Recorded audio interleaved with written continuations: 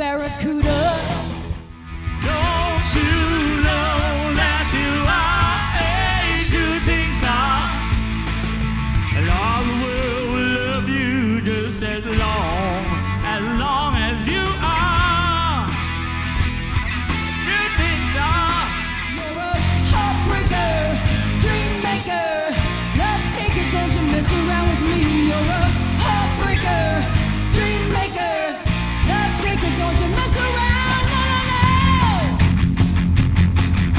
There are stars in the southern skies, southward as you go.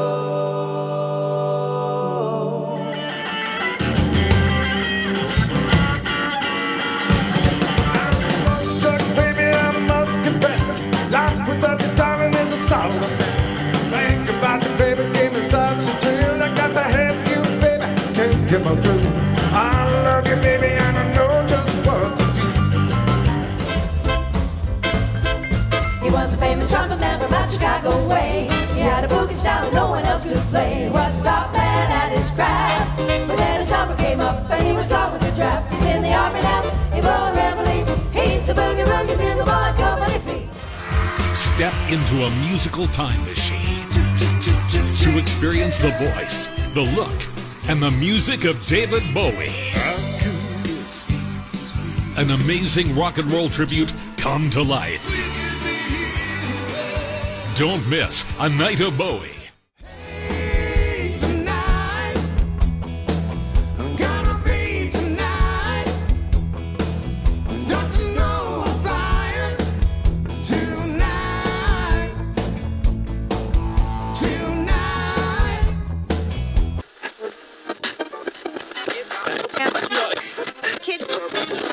And I so intent, I can't keep standing here all by myself. Joining me is Murray McVay. He's the CEO of Mur-Man Productions, and he's here today to talk about his role in the music industry. Welcome to the show, Murray. Thank you very much, Christine. So glad to have you. And I'm honored. We'd like to know, when did your passion begin? Oh, well, actually, when I was 15, 16, I started as a singer. And yeah, in a couple local bands that would play high schools and, the sock hop sort of thing. And that lasted for a little while until my voice changed and then I couldn't sing anymore. So I moved. It was funny, I was working for a band called Army, which was one of the top club acts. Well, this is actually before Army, called Night Shift. And a friend of mine, Garfield, was a guitar player, and I used to go down, help them with the gear, and I'd stand up front and sort of, he'd go like this, is guitar loud enough or down? And I'd go like this, up or down, or vocals up or down, and this went on for a couple shows, and then he said, this is dumb. He says, let's build a snake, which runs the cables, microphone from the stage to the front of house, and he got a soundboard, and I started doing sound. So my first passion, really, as a technical end of it, was a sound technician, and that started in 1980, 81. So you've been in the business for over 35 years? Yeah, and then it progressed from sound technician, and that went on for a few years, and then got into tour management, a road manager. I worked for Trooper for a few years, and they're recording acts for that. But and then my career sort of went off the rails, and it's something that I don't mind sharing. Is I had a major addiction, drugs, alcohol, and violence, and for over 30 years, and it just got to the point where I was too unstable to do my job and to work with people. I couldn't, and in this business you really have to be fairly good at communicating, and my communicating ended up usually being with this. So it wasn't great. So I got out of the business for a while, And then 14 years ago, I went to treatment at Union Gospel Mission, and I've been clean since. And then it started again, and how it started was my wife, Donna, who's an amazing vocalist and has been for years and years and years. We always had, she always had the passion to put together a Heart tribute. And she couldn't do it, obviously, when I was in my addiction, because everything, all the energies and monies and time went to just running the household while I was running amok, right? So we were at the P&E and about 6 years ago, and they had, one of the radio stations had a karaoke thing going there, right? So I said, why don't you go up and sing? So she went up and did Straight On by Heart, and by the end of the song, there was probably 200, 300 people just clapping and going wild, and we just looked at each other and said, yeah, we gotta do this. So we started, and we put an ad in Facebook of all places, and got the musicians that we got, and started off, and that, you know, progressed, and then I started booking Barracuda.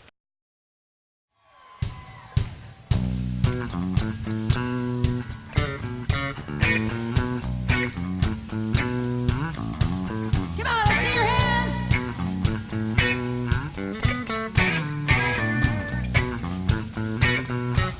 Quite some time I've been sitting it out, and didn't take no chances. I was a prisoner of time. Locked down the way it was. Ain't no sin. Got to feel the fortune till the end. Coming straight on for you. Musicians are musicians. The best talent they have is to be on stage and perform. It's not always the best thing to have musicians, and I mean this with all due respect, taking care of the business side or promoting themselves, especially when it comes to making a deal and trying to get the best dollar value for them, because they want to play so much that they undersell themselves and end up, you know, bringing their market value down, and not only theirs but the whole market value down. And that's something we could talk about a little bit later, which, you know, the scene of the Vancouver music, the music scene, and why it's where it is right now. So I started with Barracuda, and then the next thing, we wanted to branch out. So what we did, my wife also sings Pat Benatar, and so we did the Pat Benatar and the Heart, and then, well, let's put something in the middle with a guy's vocal. And we're very, very lucky to have Ray Roper from the band Stonebolt is our main guitar player in Barracuda. So he does a great Bad Company. So now we have a show that's called The Triple Shot of Classic Rock, which goes from Pat Benatar straight into Bad Company into Heart with no breaks, right? And then the girls go get changed, come back. So that started, and then we started getting a fair amount of bookings and shows, and then other bands started phoning me, and you know, I started booking some bands here, there, and then up into 2 years ago, I think I had 5 or 6 acts that I was working with, and now to date, before I guess merged with my partner in the U.S., I had 12 to 15 acts, and now with his roster and mine, which his name's Jason Fellman from J Fell Presents out of Oregon, Portland, Oregon. He's probably the most influential booking agent, promoter in Oregon State. And so now we have about, I don't know, 30, 35 acts. And so that's where it's led to.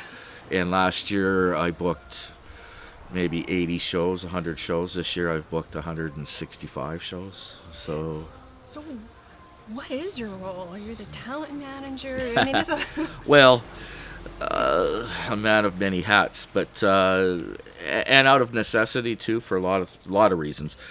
Financially, I really can't afford to have a staff at this point.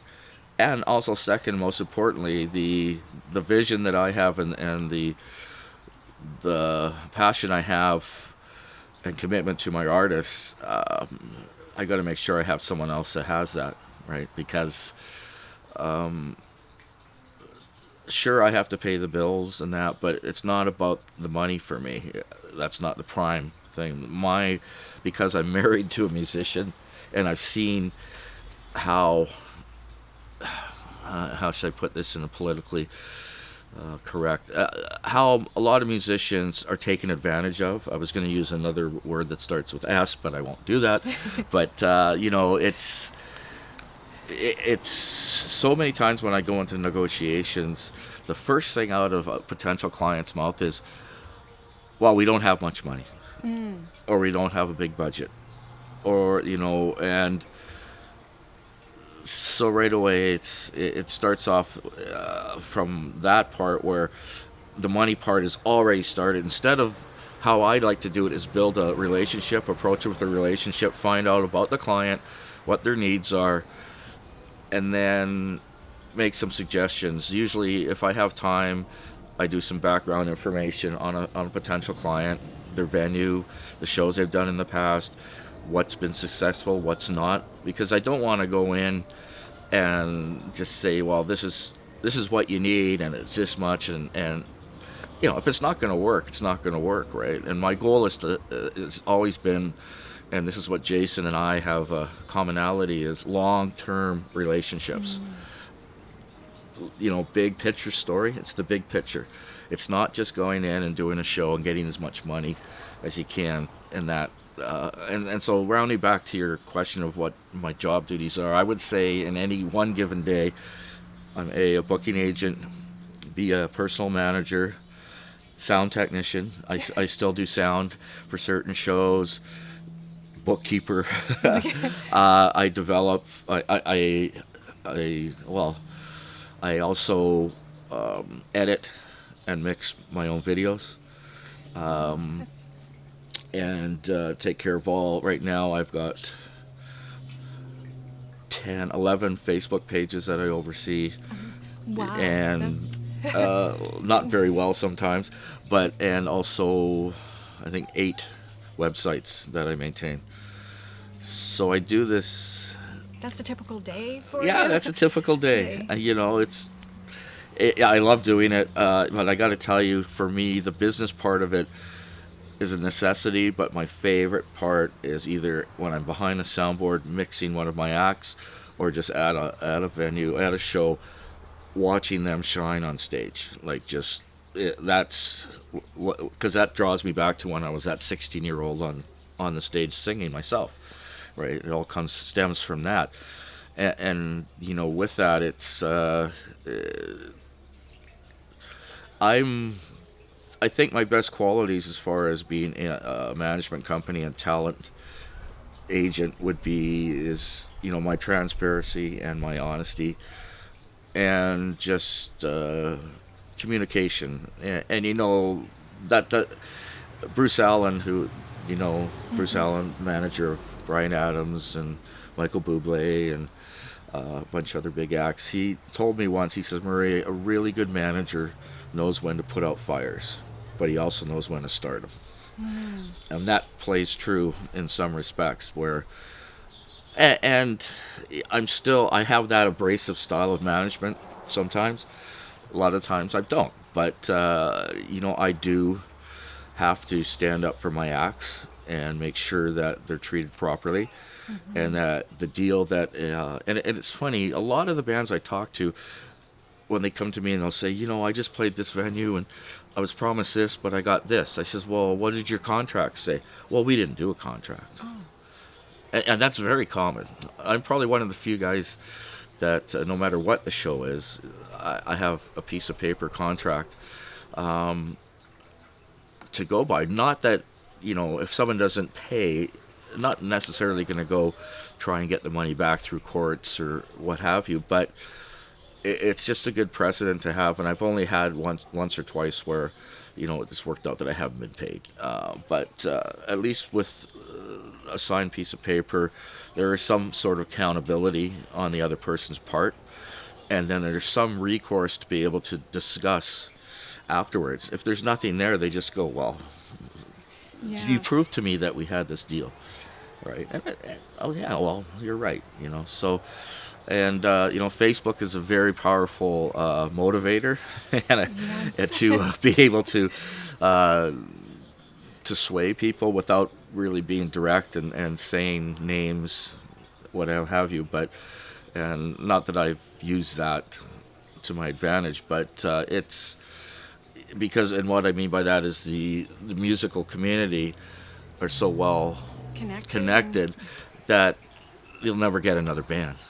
I don't mean going out on Facebook and being just disrespectful or naming someone, but there are other ways of making sure that they don't get any other bands, and the bands that they do get are not going to do well by them. So, I pride myself. For example, my band Eagle Eyes were up in doing a pig roast for a private event up in Karamias near all the fires. And first thing a message I got from the client was, yeah, sure, they're great, but they're the nicest guys and they're so professional. To me, when I hear that from a client, that's because I know they're good, they're very talented, or I wouldn't be working with them. It's their professionalism and being just good people. We do a festival every year down in Canby, Oregon called Hairfest, Harefest, and this year it was 4 days, 22 tribute acts, 3,000 people a day. And talking to Jason from JFL, he would say, the most common feedback he got from staff, people down there was, man, your acts were so nice and professional. The Canadians were just so easy to work with, and that makes me proud. So so I'm all over the place when it comes to my day-to-day duties. But you love what you do. I do. And also, too, you are professional because you have a contract or agreement in place. Right. So it's really important, as you just said. And so tell us about some of your tribute artists.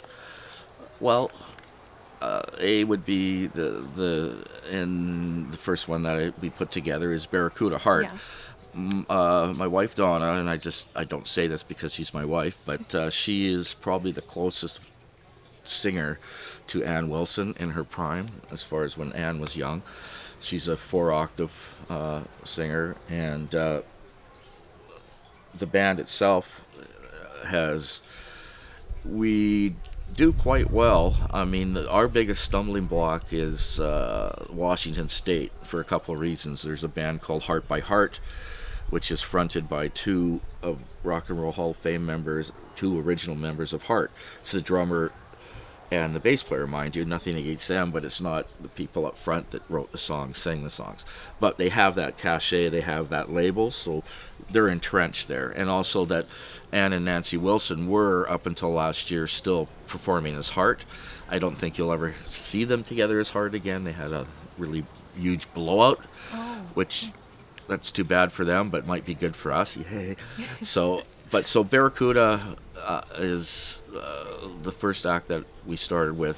This Eagle Eyes also are 4 guys from Vancouver Island that do just an amazing job paying tribute to the Eagles. I've got a video out right now, and maybe we can insert it into this interview, where it's an a cappella song called No More Walks in the Wood.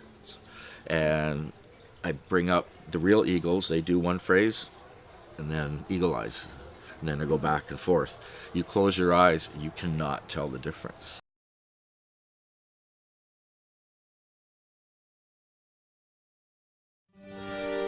No more walks in the wood.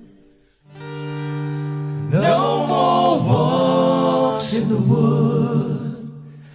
This is the aftermath This is the aftermath of afternoons in the clover fields, of afternoons in the clover fields, where we once made love, then wandered home together, where we once made love, then wandered home together, where the trees arched above,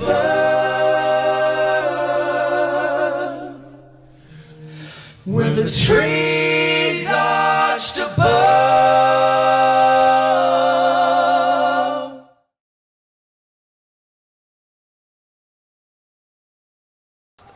It's that close. And it's funny how I was approached by another musician to say, you know, have you heard of Eagle Eyes? I go, no, who are they? Oh, Eagles Tribute at the Island. Well, I never heard of them, but I booked them into a club in Victoria, sight unseen. And then me and my wife went over and sat there, and I don't think they knew I was coming. I like to do that. It's a sort of surprise. So we're sitting there, and they started off the sound check with another a cappella tune called Seven Bridges Roads. And they started off, and me and my wife just looked at each other, and the hair stood up, and I went, man, these guys are great. So I walked up to, I think it was Ray Harvey, the guitar player, who actually also plays in the band Kick-Axe. And I said, hey, Ray, Murray. Oh, hey, Murray, how's it going? I says, you guys are fantastic. And I said, I think me and you guys and us can make a lot of money together. And within a year, 55 shows we booked this year. They've got about 15 to 17 in the States, and it's just taken off. So it's them. I've also, you've interviewed Russell Marsland, who I work with in Stevie Ray Vaughan tribute called Love Struck, which is just does an amazing job. And very proud to be associated with him and his wife Raven. And Raven does Bette Midler tribute, and it's a 10-piece Vegas style act, which it's a little harder to book for that reason because of the amount and of players locally too. And these bands are all local. Bad Moon Riders, which is an exceptional band, CCR tribute, which are fairly new with me, but really up and coming and filled with very experienced musicians that I've known for 30 years off and on. Mike Kelly, the vocalist, is really close to John Fogerty when, you know, for lead vocals, and the rest of the band is very great. See who else? Syl Thompson and his David Bowie tribute. They're from Victoria. Once again, these are guys that I've known all for years and years and years, and so it's very comfortable working with them, right? And hopefully it's that too. But Syl and his band, we just took them down to the States for 2 or 3 shows this year. They've got one more, but they did fantastic at Hairfest, as did all my Canadian acts. So, you know, there's the Bowie, then there's also, oh boys, I've got so many. I've got Cars tribute from the island that does quite well. Janis Joplin. Janis Joplin? Yes, from the U.S. Oh. Janis Lives is the name of the Janis Joplin tribute. The Cars tribute is called Moving in Stereo. Great guys too. A bunch of young guys who have just nailed the Cars with the look, with the sounds. And once again, one of these bands that I just give them a date. I hear nothing from them until the show. They do a great show, and you know, it's very painless as far as something. Mind you, that could change once we have more and more shows, because then you get into a lot of routing problems, itinerary. So the Janis Joplin, it's funny.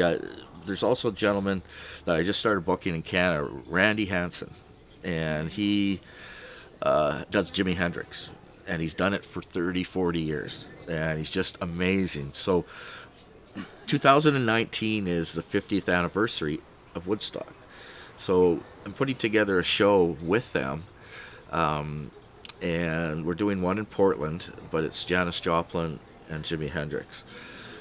It's going to be really, really good. Yeah, and I've got also the band Supernatural, which is a tribute to Santana, Doug Toll and his band. They're from Victoria, and also are bang on when it comes to doing their part.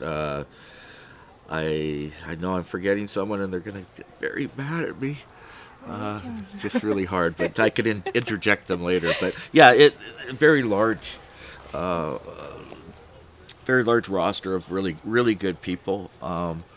And then the roster that's in the States too is really amazing. There's one other act that is sort of interesting that I've got coming up. I have a really good relationship with Blue Frog Studios in White Rock. In fact, this year, I believe, as of today, and this is what I think I've sold out, or we've sold out, I should say, 32 shows this year. There's a show going in September, American Woman, which is Colin Weeb is the lead vocalist. It's a tribute to Guess Who. They just played out at White Rock last night. They were the headliners out at the Sea Festival, and we sold out 3 shows, and I believe there's 20 tickets left for a 4th. And I have 23 Google calendars I oversee. So September the 7th and 8th. Okay. So there's still tickets left. September 7th at 9:15 show at Blue Frog, which is an amazing venue, and yeah, and it just goes on and on and on and on. And yeah, I was just gonna, Murray, the tribute artists, are they becoming more popular? Well, they are for a few reasons, and I have to be very delicate with my words. With a tribute artist, you're getting, say, a 90-minute show, you're getting 90 minutes of hits. Bang, bang, bang, bang. Usually. I mean, the stronger ones. Some were 70, 75 minutes. And then a couple B cuts or deep cuts. With a lot of recording artists, unless they're, and I'll just use some local guys that I actually promoted this year and last year, Trooper. 90 minutes, hit, hit, hit, hit. 54:40, 54:40, hit. But you get into some other acts, and I'm not going to mention names, but they'll have 2 to 3 hits, maybe 4. The rest of the set, they're songs you don't know. I've even seen recording artists that are doing other top 40 covers to fill their set. To me, that's, I give them the respect for what they've done in the past and what they're doing. But when it comes to wanting to make a client's evening go really, really well and have an event where, for example, there's when we do the triple shot of classic rock, Pat Benatar, Bad Company, and Heart, it's 2.5 hours. Every song is a hit. So it's really hard for the dollar value to beat that, right? And also, with the tribute artists, they don't have the large hospitality riders, no red M&Ms, all that sort of stuff. Travel with the room situation and just overall dollar value. Some of the recording acts who may not have been in a studio for 20 years are getting, $20,000, $25,000. And really, for that amount of money, what's happening is in the business, and some of the local casinos are finding this, where they're going to tribute acts because they've had some of the touring, and plus with the American dollar the way it is, or the Canadian dollar the way it isn't, American acts come into Canada, charge a fair amount of money, like some $60,000-$70,000 for a show. It's not well attended. Then you turn around and the venue, the casinos, lost $30,000-$40,000 US. Well, you can't take those hits, no matter what. It's a casino, and I know they're, but they don't usually. The theater is a separate entity from the gaming floor, and they don't like to move money, rob Paul to pay Peter, sort of thing. So they want to keep everything on a win-win situation. So the tribute acts, for that reason, and they're very also with right away. There's name recollection where when we do a lot of promotion, we'll say, for example, Heart by Barracuda. Well, everybody knows who Heart is. It's just it's a better overall value for the clients, and they're easier to book, for example, too. Where a lot of the bigger acts, it might be they're not going to go on tour this year, or if they go on tour, they're not going to go on tour in your part of the area, where you are. Where the tribute acts, we've had tribute acts go from Victoria to Colorado, and with the performance fee and everything entailed, it's still affordable to the client, right? So they have that option, whereas if they want the real deal, it's usually not financially viable, right? You know, I want Aerosmith. Oh, and that's another. Aerosmith rocks. I got an amazing Aerosmith tribute from Victoria with Danny Dean and his guys. I'm sure I keep talking, I'll keep bringing them up, but I mean, no disrespect to you guys. It's just it's hard to on the fly remember everybody. So yeah, overall, I just think it's there's more how should I say, variety for the client to pick from. Whereas we have some tribute acts that can do a tribute, plus they also do a top 40 show. So they can do a tribute show and then afterwards do a dance show, right? Top, whatever it is. So it's molding the needs of the client to what we have, instead of being this is what you get for this amount of money, and no, we don't do that, we don't do that. Yes. So that's why the tribute acts, I believe, are getting more and more popular, and especially and most importantly is the level of expertise and musicianship, and the ones that do it well, who really do their homework, and also visually they do the wardrobe.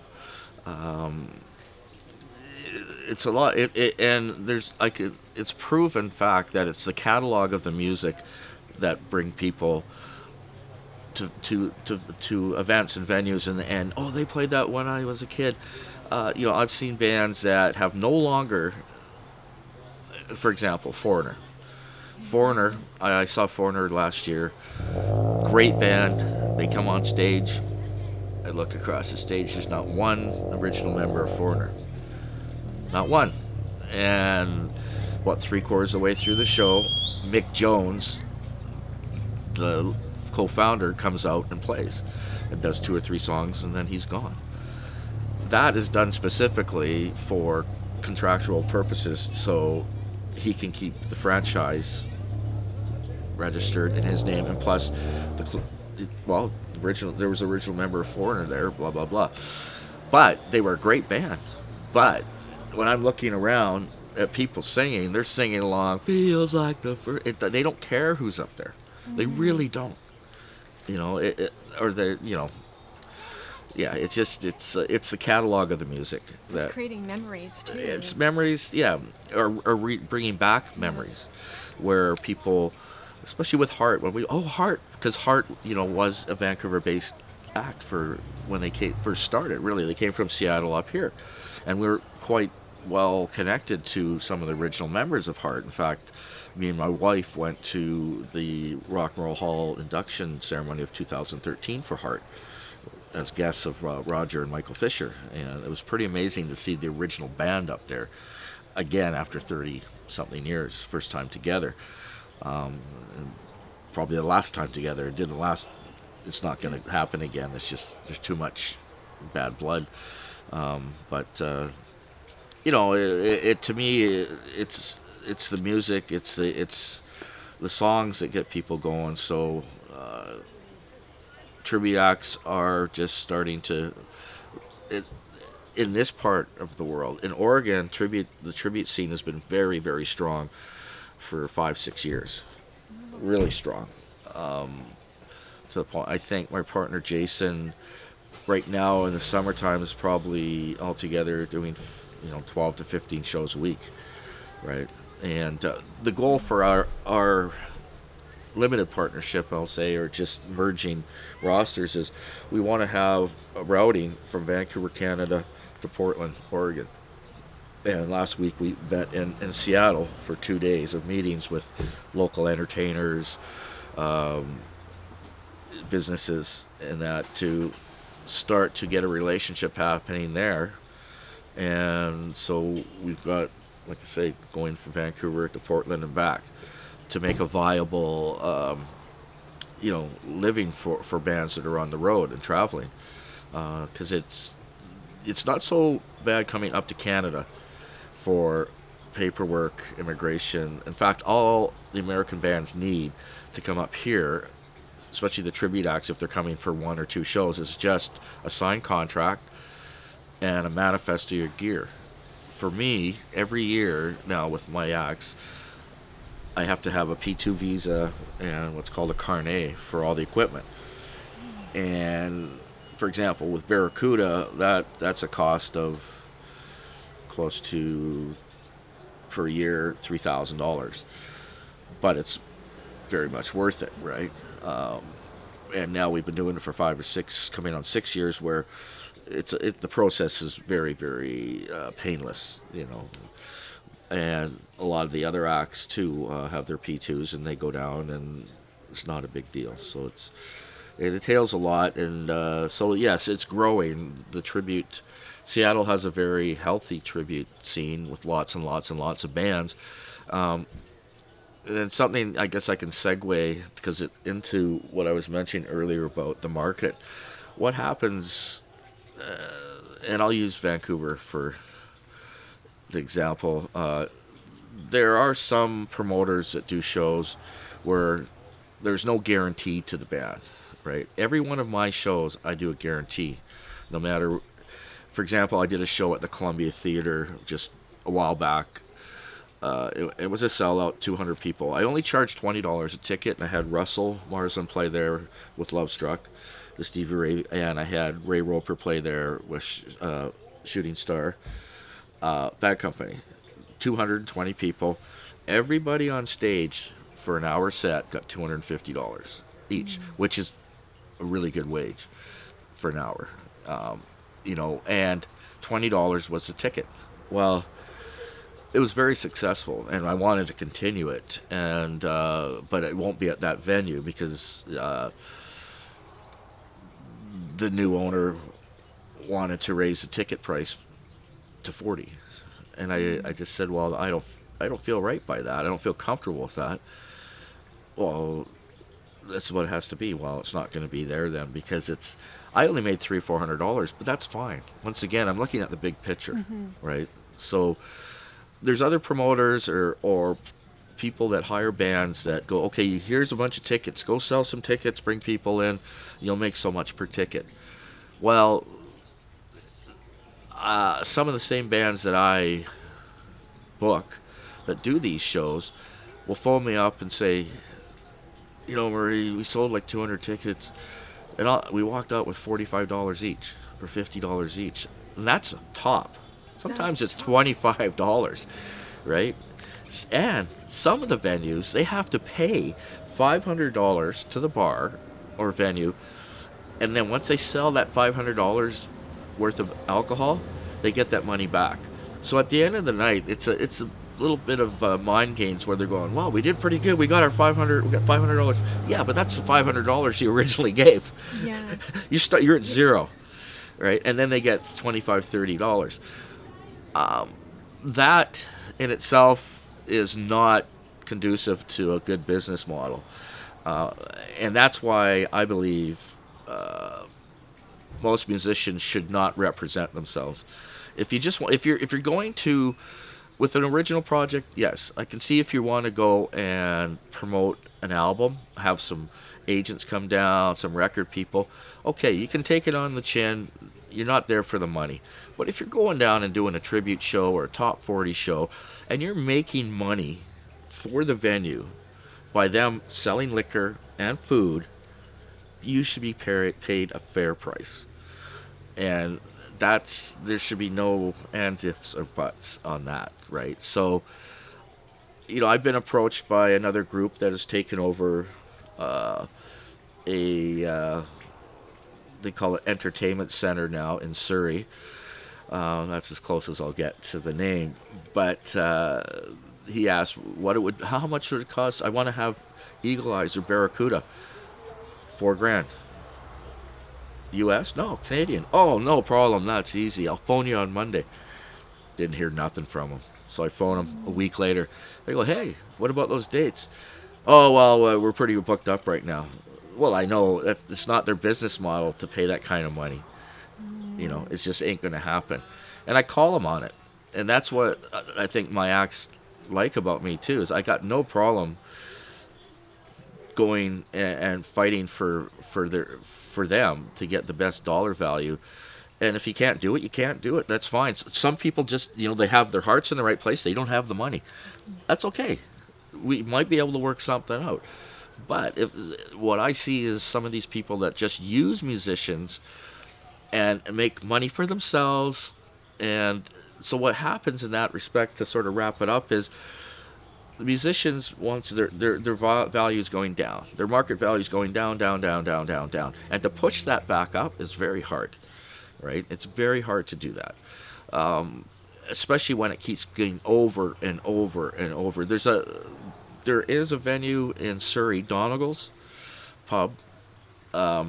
Daniel Cook, very, very fair gentleman. He pays the band's fare. He has music there 5 to 6 days a week, and other ones. There's other ones. The Union Jack, in Westminster, same thing. But there are good people that realize and respect musicians, right? But that's far and few between, really. It's really sad. The other thing that doesn't bode well for the industry is, I haven't checked it this year, but last year in the summer, in 1 week in the Lower Mainland, I counted 33 jams, open mic nights, talent nights, where nobody gets paid other than the people that are on stage organizing. And they're not getting that much money, right? So what happens there is you're giving it away for nothing. Your talent is going for nothing. You might get a beer, something like that, right? But that's it. So and when I talk to a lot of musicians, they go, "We just want to play." They're desperate to play, to show their talent, to have fun. Well, it's got to be in a better situation, because, for example, I have one act that went and did that a couple times, and they weren't getting any money, and then I had an opportunity for them to play and to make, I think it was $2,500 for a night, and the client goes, "Well, I've seen these guys play for nothing. Why should I pay if they're playing for nothing?" What do you say? There's no recourse to that. Yeah, I could say, well, they're there to they want like a live rehearsal in front of an audience. That might work. Or, they're doing it as a favor. Next time they're going to get more money. Well, I don't want to lie. But there's really nothing you can say back at that. And it's undervaluing your marketability. And then thirdly, with that, I probably get 2 or 3 acts a week want me to represent them. So I say, hey, send me your website. Send me your social media links. Send me, what you have. What do you mean? What's an EPK? An electronic promo kit. Never heard of it. Well, can't you just book us? Can't you come down to our rehearsal spot and see us? Well, that might have worked 40 years ago, but that doesn't work now, because I got to be able to show the potential client what you guys do live, right? And it costs money. I just, as you can see, I have no problem saying dollar figures for this and dollar figures for that, because that's where I'm transparent. This is what I charge, for videoing. Just last 2-3 weeks ago, spent 20 or altogether with audio and stuff, and got a smoking deal, $1,000 US. But that's 3 bands, full 6-7 camera shoots down at Hairfest with multi-track, which is a great deal. But I look at it as I need those resources and that materials to be able to get them the gigs. Someone sends me a video that's got, you know, their buddy, you know, and I get it, and it's like, you know, and the sound is horrible, and because the guy's friend's a drummer, all it shows is the drummer. Nothing against drummers, but, you know, that's not what sells, right? So a lot of the acts that don't know what they should be doing for promotional materials, when they and they send me this stuff, and I'll be quite honest too. A lot of them, I'll go see them and just say, you're not at my level to book, and I don't mean that to be rude or arrogant. But my name is on the very top. My logo is on those contracts, right? And every act that I represent, they have to be at a certain level, as they expect me to be at a certain level, or they wouldn't be working with me. So, yeah. If Murray, people want more information, where can they go? Well, you can go to www.Mur-Man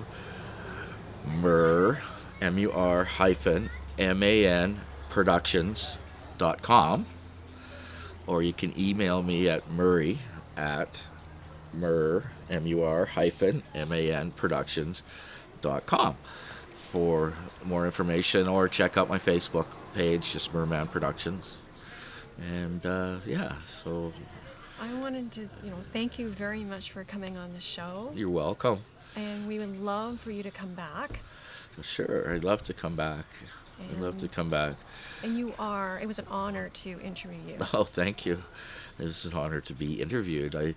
I'm usually not, the subject. It's my acts that are what it's all about and why I can do what I can do. But there has to be someone behind the scenes to make that happen. My one statement that I usually say to bands is, when I'm trying to sell myself, is my goal is to do everything else other than what you do on stage. So all you have to do is walk on stage and shine, right? That's all I want you to do, because if you think about it, musicians, it's hard enough to get into that frame of mind and headspace and that to go up and do a show after you've traveled 8-10 hours, like my guys Eagle Eyes.